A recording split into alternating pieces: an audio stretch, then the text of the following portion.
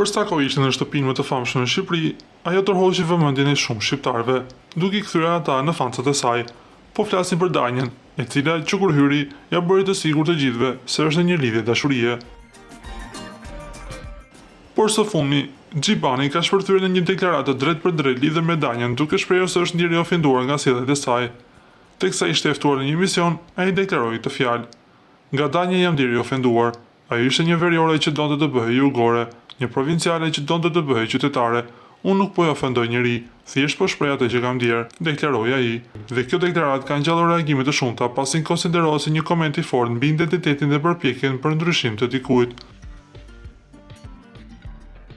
Nga ana tjetër, na do t'ju themi se Xhibani për sa kohë ishte brenda shtëpisë së famshme shprehu një pëlqim nga Danja, por ky pëlqim nuk ju kthye asnjëherë.